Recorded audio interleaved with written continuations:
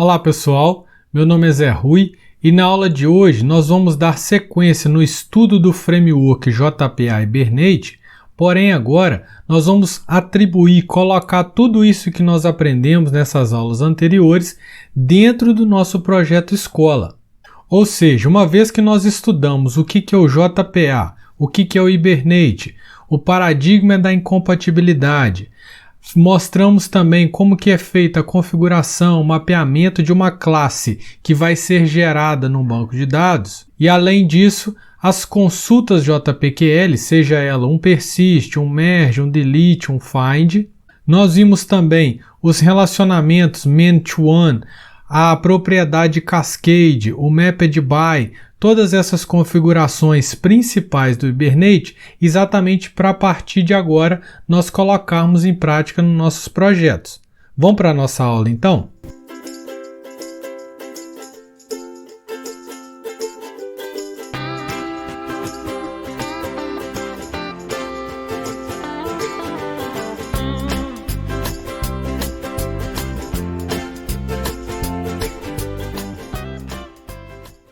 Então, pessoal, a primeira coisa que nós temos que lembrar a partir de agora é que nós estamos trabalhando dentro da arquitetura em camadas, que é o Model, o View e o Controller.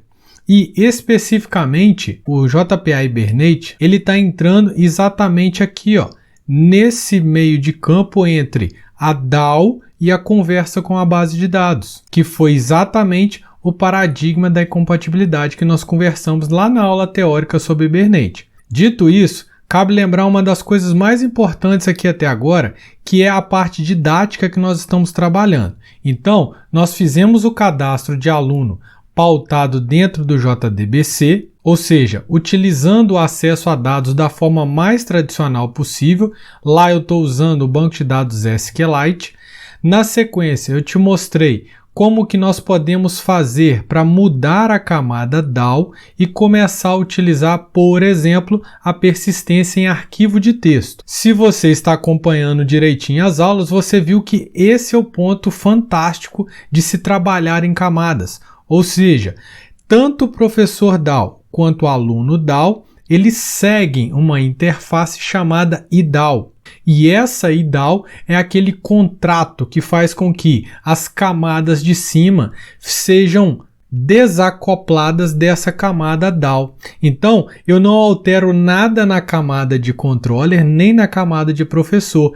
Isso se eu estou trabalhando com uma base de dados SQLite ou um arquivo de texto. Não vai fazer diferença nenhuma para as camadas de cima, que é aquela amarelinha e aquela rosa ali, vermelha em cima ali. Beleza? E seguindo essa nossa didática, para que você tenha no mesmo projeto a abordagem com JDBC, a abordagem com arquivo de texto, agora eu vou trazer a abordagem utilizando o framework Hibernate. Então, a minha ideia aqui é que você tenha 3 abordagens no mesmo projeto para que didaticamente você consiga entender como que cada um deles funciona e você fazer a sua escolha. Qual a melhor forma de utilizar? É melhor usar o Hibernate? É melhor trabalhar com arquivo de texto? Ou é melhor trabalhar com SQLite? Vai depender da sua aplicação. Agora, se você trata tudo isso de forma organizada e arquitetada, você vai ter o mínimo de problema possível caso você queira mudar de uma abordagem para outra.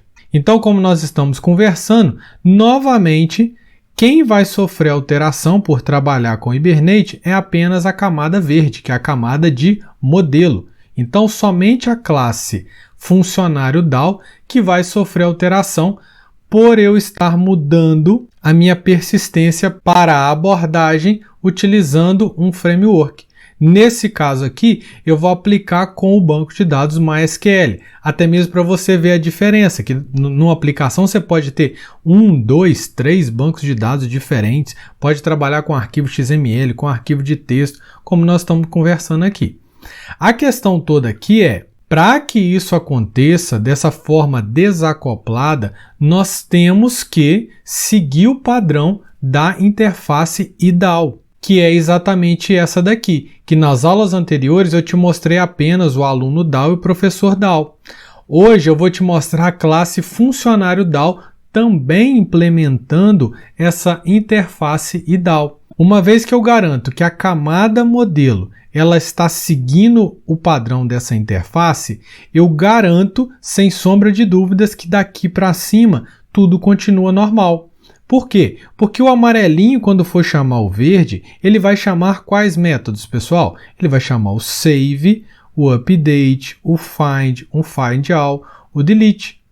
E se for nessa abordagem aqui de arquivo texto, o amarelinho também só conhece esses nomes de chamada. Então, para o amarelo, ele sempre vai chamar para gravar um dado a função save. Seja ele usando arquivo, seja ele usando o banco de dados normal, seja ele usando um JPA Hibernate. Entenderam? Então, a partir de agora eu vou mergulhar com vocês no código do nosso projeto escola para a gente verificar como que eu coloquei todo aquele conteúdo do Hibernate que eu mostrei para vocês nas aulas anteriores dentro do nosso projeto. Então agora, só para ilustrar para você que a chamada do amarelo para o verde sempre vai ser a mesma, vamos comparar aqui o funcionário DAO usando o Hibernate e o aluno controller chamando o aluno DAO aqui, que é dentro do padrão JDBC. Então tá aqui, o método save continua sendo assinado do mesmo jeito aqui, tanto no modo JDBC quanto no modo Hibernate. Aqui dentro do Hibernate, nós vamos utilizar aquele padrão que nós mostramos. Nós criamos uma Entity Manager, abrimos uma transação e chamamos o método persist, nada mais. Simples e fácil. Quem faz todo o trabalho pesado de ir lá e fazer a SQL é o Hibernate. Mas para quem chamou o método save, você concorda comigo que a assinatura desse método é idêntica a essa. E tinha que ser. Por quê? Porque o contrato aqui, que é a IDAL, obriga essa assinatura a ser igual. Então, o que eu quero com isso aqui? É simplesmente ilustrar para você que, independente do que tem aqui dentro, quem tiver a camada de cima para chamar o save, ou para chamar o save aqui, vai fazer do mesmo jeito. Esses caras daqui, que são a camada DAO, de acordo com a sua abordagem, vai funcionar de um jeito ou de outro. Entenderam? Esse é o grande ponto positivo de se trabalhar com interface. Ok, pessoal? Vamos para o nosso código então agora. Então, pessoal, eu estou aqui dentro do nosso projeto escola e eu vou entrar aqui dentro do pacote model para a gente ver essa classe funcionário que eu estou criando aqui para a gente fazer esse teste com vocês, tá? Então a minha classe funcionário, ela tem simplesmente um ID, um nome e um e-mail. Mais simples que isso, impossível, né? Só para a gente conseguir aplicar o JPA dentro do nosso projeto escola. Então por aqui você pode perceber as annotations que eu usei aqui do Lombok, né, que são essas três aqui. Eu poderia substituir isso tudo aqui por @data, que ele já faria tudo isso. Aqui é o Entity, que é responsável pelo JPA Hibernate, saber que isso aqui é uma entidade. Aqui nós temos então a annotation de ID, de geração automático, e basicamente o que a gente precisa é isso, tá? Eu queria só te mostrar aqui que é uma classe bem simples que tem nome e e-mail. A partir disso, nós podemos então dar uma passada rápida aqui no nosso fluxo Model View Controller. A classe View, a camada de visão, ela vai seguir o mesmo padrão e lá eu só vou preencher dois campos, né?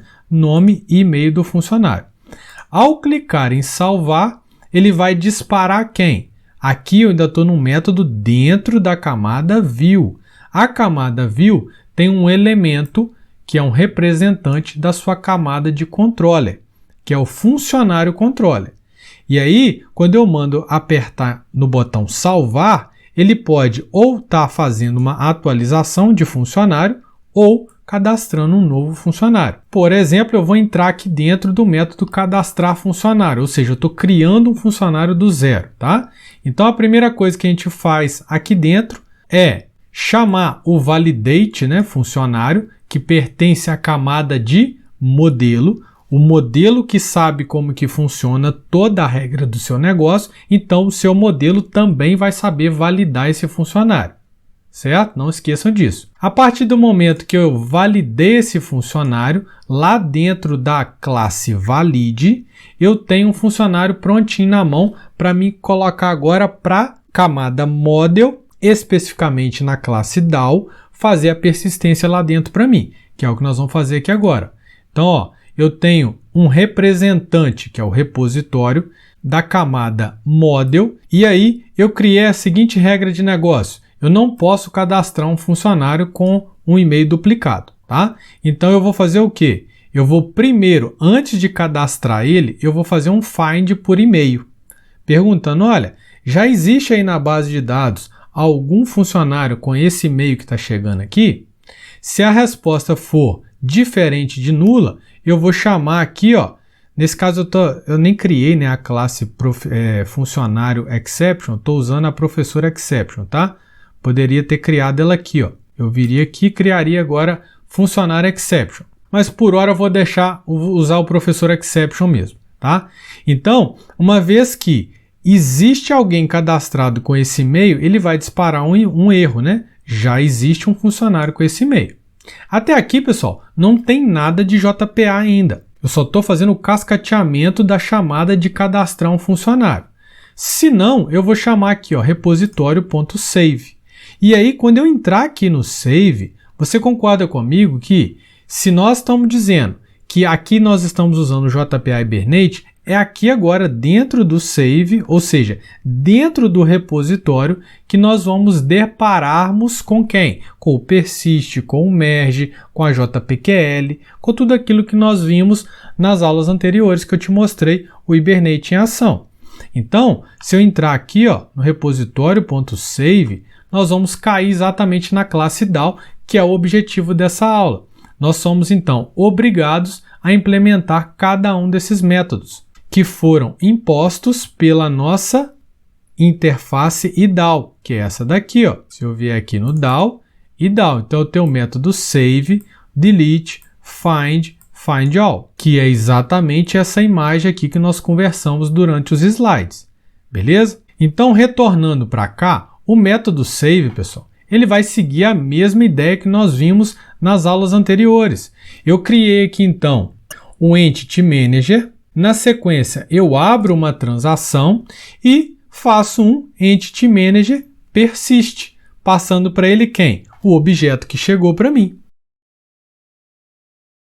É ou não é uma coisa muito simples de trabalhar? Então, pessoal, a única diferença que nós temos aqui, ó, nesse save, é como que nós estamos criando a nossa Entity Manager. Eu estou criando de um formato um pouquinho diferente do que eu mostrei para vocês. Por quê? Porque aqui eu estou dentro de um projeto que eu estou utilizando o padrão Singleton para buscar as conexões. Então, quando eu estava usando aqui, ó, se eu entrar aqui no pacote Factory, isso aqui foi da aula de JDBC, eu mostrei isso para você, que eu criei uma classe persistência e ela lá dentro tem um método getConnection, que é usando o padrão JDBC. Então, para a gente manter esse mesmo padrão usando o JPA, eu criei aqui também o Database JPA. Basicamente, ele é o quê? Ele é o Entity Manager Factory seguindo o padrão Singleton. Então, perceba que eu simplesmente aqui tenho o meu padrão Singleton, fechando aqui o método getInstance, e dentro dele eu tenho o getEntityManager, que é exatamente pegar a Factory e pedir a ela, cria para mim um gerenciador de entidade, que é o que eu estou chamando aqui. Então, ó, eu passo Database JPA, getInstance, isso aqui é o meu padrão Singleton, para garantir que eu tenho uma única instância. Nós temos aula no canal também sobre esse padrão. E aí eu chamo o método getEntityManager. E aí, automaticamente, eu tenho o Entity Manager na mão. A partir daqui, nada muda. Você abre a transação, chama o método persist e fecha ela dando um commit, beleza? E não se esqueça de fazer um entitymanager.close a cada acesso. Isso aqui eu conversei com vocês lá na aula onde eu mostrei o Entity Manager, só que aqui tem mais significado. Isso aqui é o que eu estava tentando dizer para vocês, que toda vez que você for fazer um acesso no banco de dados, você vai pedir um Entity Manager e vai fechar esse Entity Manager. Já o Entity Manager Factory vai ser aberto no início da aplicação ou quando foi criado esse seu objeto DAO e vai ser fechado no final da aplicação, que é o que eu estou deixando para fazer aqui, ó. Então perceba que eu criei essa classe aqui exatamente para isso. Ela pode ser chamada no início da minha aplicação e vai ser fechada somente no final, para a gente não ficar brincando de abrir a Factory e fechar ela toda hora, tá? Então pronto, qual que você prefere? Usar um save, que é só chamar um método persist e ele resolve isso para você, ou vir aqui em aluno DAO, vou abrir ele aqui, ó, e você ter que criar a sua insert, preparar a sua SQL, preencher cada um dos seus parâmetros. Se tiver qualquer alteração aqui, você tem que vir e mudar essa SQL. Qual que você prefere? Esse ou essa abordagem? Fica a seu critério. Por exemplo, o update agora, ó, simplesmente nós pegamos o Entity Manager, abrimos a nossa transação e agora fazemos o método merge. No final a gente dá um commit e fecha o Entity Manager. Muito simples, não é? O método delete, pessoal, eu fiz ele aqui um pouquinho diferente, usando, ao invés de usar aqui, ó, o fácil, né, o método fácil, que seria abrir a transação, fazer o remove e fechar ela, dando um commit, eu estou usando o JPQL. Então perceba que eu poderia ter usado isso aqui, fazer com 3 linhas também, só que eu estou fazendo usando o JPQL só para você esquentar os motores aí, tá? Então eu crio aqui, eu faço um casting primeiramente, de novo, abro a minha transação e fecho a minha transação. Aqui dentro agora eu estou usando uma query, e se você for ver, eu não estou usando a typed query, eu estou usando a query tradicional, beleza? E aí, basicamente, eu vou chamar agora, se eu não estou usando o método remove, eu vou usar o método create query e passo para ele a minha JPQL aqui. Perceba que agora eu tenho um trabalho a mais, né? Mas eu escolhi ter um trabalho a mais para ficar didático para você. Então aqui eu tenho um parâmetro, eu atualizo esse parâmetro, né? Preencho ele e aí faço o execute update. E aí, pessoal, registro para vocês que é obrigatório fazer isso quando você está fazendo o quê? Ou um update ou um delete, que você vai mexer no seu banco de dados. E por meio de um create query, você precisa executar ela. Se fosse utilizando um find, acho que eu até coloquei aqui no find all, você executa o create query chamando o get result list. Mas aqui é para pesquisa, tá? Agora, quando você está executando alguma alteração no banco, você tem que chamar um execute update. Tá claro, pessoal? É intuitivo, mas eu faço questão de deixar esse comentário aqui para na hora que você estudar não esquecer dele, tá? Então, ó, no final você faz um transaction commit e fecha esse cara. Ah, professor, por que tem um return true? Porque a minha IDAO eu deixei aqui um booleano nele. Não precisava, tá? Mas como isso aqui é um contrato, eu não posso mudar esse contrato, ou senão eu mudo o contrato aqui e mudo tanto lá na classe aluno DAO quanto na professor DAO, que cada um lá está mexendo com JDBC e o outro com arquivo de texto. Para não ter que mudar isso, deixa do jeito que está e a gente faz um return true aqui no final e está tudo certo. Beleza? Próximo método, pessoal, o método find. De novo, eu abro o meu Entity Manager, pego o meu funcionário e faço um casting com ele, porque o meu contrato me exige que seja o find com um objeto. De novo, o contrato está aqui, ó. Então o find tem que ser assinado desse jeito aqui, tá? Então eu faço um cast aqui do objeto para a classe funcionário e aí simplesmente eu chamo Entity Manager find, passando aqui qual é a minha classe e qual é a chave primária dela, entre aspas, tá, pessoal? Que é o ID do funcionário. E no final faço um close. Qual que foi o comentário que eu coloquei aqui? Lembra que na aula passada a gente mostrou o cache, por exemplo, que o Hibernate faz e faz muito bem? Então, se eu pedir aqui o funcionário 59 e depois eu peço de novo para buscar o funcionário 59, será que ele vai acessar, fazer uma SQL lá no banco de dados? Nananina não, ele vai pegar do cache dele. Então essa é a vantagem. Se eu tivesse feito aqui uma JPQL, Desculpa, uma SQL tradicional, igual lá no JDBC, aí ele ia buscar no banco quantas vezes eu mandasse. Mesmo que fosse, ó, você já acabou de me mandar buscar o 59, quer que eu busque o 59 de novo? É, o 59 de novo. Então o JDBC não tem essa inteligência aí, esse cacheamento como o JPA Hibernate faz e faz bem feito. Eu não estou usando também a questão da estratégia lazy e eager aqui, porque eu não estou trabalhando em momento nenhum nesse projeto com relacionamento entre classes. Mas se eu estivesse utilizando, na hora de fazer esse find aqui, ele também ia levar em consideração o momento de usar a estratégia lazy e o momento de usar a estratégia eager. Beleza, pessoal? Então assim a gente finaliza esse método, fechando ele aqui com close e retornando esse funcionário que eu acabei de pegar aqui no find. Próximo método, o find all. Ele retorna para mim uma lista de objetos. Se eu estou trabalhando com funcionário, ele vai me retornar uma lista de funcionário. Eu não tenho lá na minha documentação do Entity Manager a opção Find All. Então, o que eu vou ter que fazer? De novo, eu abro o meu Entity Manager e vou fazer uma JPQL, como a gente está acostumado a fazer, que é muito parecida com a tradicional SQL. Eu vou fazer um Select F, lembrando que aqui você tem que pensar na ideia de objetos, tá? From funcionário F. Ou seja, se eu quero todo mundo, eu não vou ter cláusula where. Se eu não tenho where, eu simplesmente vou chamar quem? O create query e chamar o QRY, que é a minha variável, getResultList. Eu fecho o meu Entity Manager e retorno a minha lista para quem me chamou. Simples assim. Find by e-mail, pessoal. Esse aqui já é interessante porque a regra de negócio que eu coloquei exige que ele exista. Porque eu defini que um funcionário não pode ter o mesmo e-mail de outro funcionário que já está cadastrado lá dentro. Então, antes de fazer, tá aqui, ó, antes de fazer o meu save, eu chamo quem? O find by e-mail, para saber se tem alguém com esse e-mail lá dentro.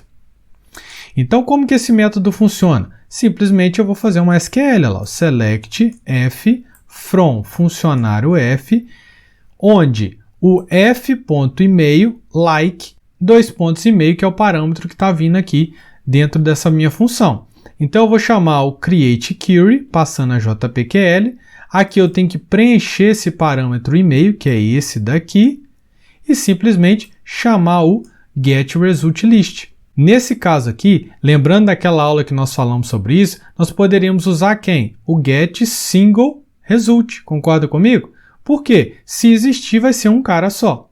Mas, como eu não estou fazendo isso, eu estou usando o getResultList, eu vou ter que fazer quem aqui? Ó? Eu verifico se a lista é vazia. Se não for vazia, eu retorno list.getIndice0.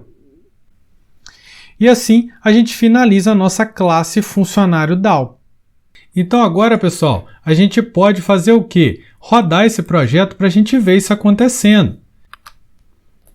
Então ele abriu aqui para mim, ó, o cadastro de aluno, eu até coloquei no próprio menu, tá?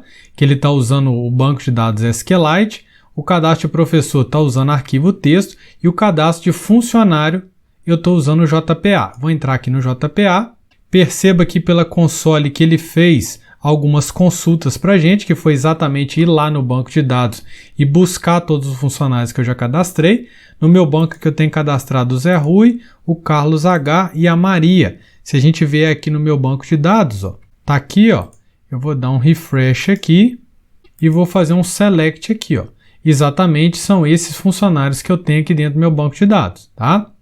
Então, ó, vamos cadastrar aqui rapidinho um novo, ó. Cadastrar aqui o João. E vou colocar o mesmo e-mail, ó, josé@gmail.com. Tem que dar errado, né? Então, olha lá, erro. Já existe funcionário com esse e-mail. Se a gente vier aqui na console, ó, vai ter acontecido exatamente isso. Olha lá, ele deu um select nesse funcionário e aí depois ele caiu lá na nossa exception e falou, já existe funcionário com esse e-mail. Só que nós tínhamos reportado isso, chegou lá na nossa classe de visão e nós fizemos um JOptionPane também, beleza? Agora eu vou cadastrar de novo o João, só que agora com um e-mail que não existe, né? Que não tem ninguém com ele. Se eu mandar salvar, ele vai fazer tudo certinho lá. Não teve erro nenhum lá na minha console. Ele foi lá, verificou tudo certinho, mas tá tudo ok, ele conseguiu fazer o cadastro aí. Beleza? Eu não vou continuar nas funcionalidades aqui, porque senão a gente já vai gastar tempo à toa. Mas aí já deu para ver que funcionou redondinho. E isso é muito legal, tá, gente? Brincar com esse JPA Hibernate é uma mão na roda, literalmente. E aí eu faço questão de agora que nós vimos o código voltar para essa imagem para que a gente consiga, de fato, absorver tudo que está sendo dito aqui, ó. Então, eu acabei de criar um novo cadastro agora de funcionário que ele segue o padrão usando banco de dados MySQL, totalmente diferente do SQLite, e além disso, ele é uma abordagem usando o Framework Hibernate. A vantagem de fazer isso, pessoal, é que eu estou fazendo também a implementação da IDAL. Se eu estou fazendo a implementação da IDAL, essas camadas de cima aqui não vão saber nada que está acontecendo daqui para baixo. Eles vão continuar usando normalmente. E aí agora eu vou fazer um último comentário com vocês aqui, mas muito interessante. Pensa comigo. Se eu quiser, estou na abordagem JDBC, agora que nós já vimos as 3 abordagens, eu não preciso ficar mais preocupado, né? Já falei isso, não falei aquilo. Agora eu já falei sobre cada uma delas. Se eu estou nessa abordagem aqui, aluno DAO, e eu quero parar de usar o banco de dados SQLite e começar a usar o Postgre, o que eu tenho que fazer? Quais mudanças que essa camada aqui sofreria para mudar para o Postgre? Essa camada sofreria muitas modificações, como por exemplo, se a gente pegar aqui só o método save, eu vou ter que olhar como que faz o insert into lá no Postgre. Tem alguma particularidade? Tem alguma diferença do SQLite? Se tiver, eu vou alterar aqui nessa string de SQL. A mesma coisa eu vou fazer para o método update, para o método find. Cada banco de dados, querendo ou não, muda uma coisinha ou outra na forma da escrita da SQL. Agora, utilizando essa abordagem aqui, funcionário DAO, se você quiser mudar o banco de dados de MySQL, por exemplo, para o Postgre, gente, é a coisa mais simples do mundo, você não faz alteração praticamente nenhuma. Você basicamente vai vir aqui no seu persistence.xml, alterar aqui a sua URL de acesso, que agora vai ser não mais MySQL, mas Postgre, alterar o driver, alterar o dialeto e tudo começa a funcionar. Basicamente isso. Então perceba que, além dele te auxiliar muito na construção das funcionalidades em si, né, que é o save, o update e assim vai, ele também te auxilia muito caso você queira mudar o seu banco de dados. Então, por aí você vê a grande vantagem de utilizar um framework a seu favor. Beleza, pessoal? Então a gente finaliza por aqui. Te mostrei aqui agora o código, como que ficou o nosso projeto. De novo, se você quiser ver esse código, eu sugiro que você veja, baixe esse código no Git, o link está aí abaixo, para você navegar, andar sobre esse código, estudando e ouvindo essa aula que eu acabei de dar para você. Não fique só no âmbito visual, porque não tem o mesmo valor do que você pegar o código e dar uma olhada. Ah, tá, o método save, quem chamou ele foi o funcionário controller. Aí aqui agora eu vou chamar, vou entrar lá no find by e-mail. Então aqui agora eu tenho uma JPQL. É isso que faz com que você entenda de uma forma mais profunda o que você está vendo aqui agora. Beleza, pessoal? Então, se você gostou dessa aula, dá um joinha pra gente. Eu acho que só essa abordagem tripla que eu estou colocando para vocês aí dentro do contrato IDAL já vale um joinha, né? E se você não é inscrito no canal, inscreva-se e até a próxima, pessoal. Obrigado, valeu!